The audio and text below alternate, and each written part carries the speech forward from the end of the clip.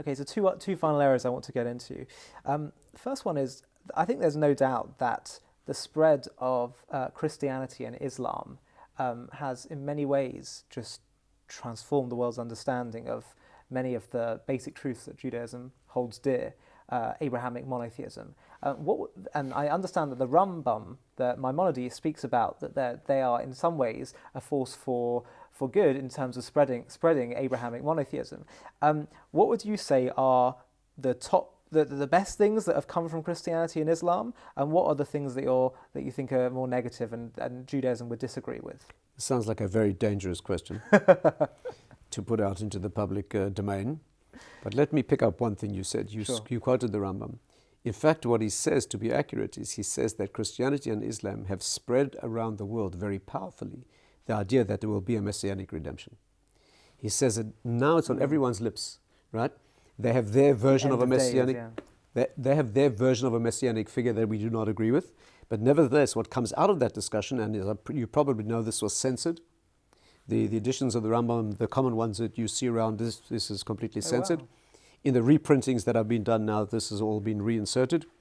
And there the Rambam has a long section in which he says clearly that for all the suffering we've had at their hands, the Muslim world and the Christian world, the advantage has been, and the pervasive and remaining advantage is that the concept of a Redeemer who will be truly great and spiritual is on everyone's lips, as he puts it, in the furthest reaches of the distant islands. And so when that dawn begins to break, it'll be recognized. Right. That's what he says. And that is correct.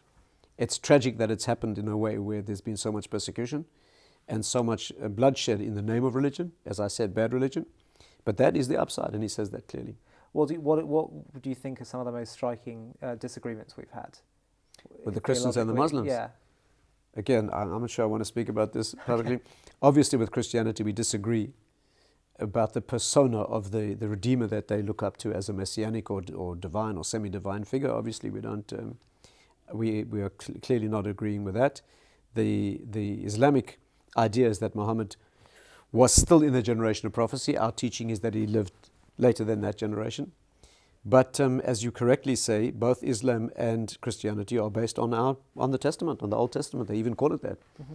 So that the chapters of the Quran, right, are Dawood, which is David, Yunus, which is Jonah. So they clearly go back to the same personalities.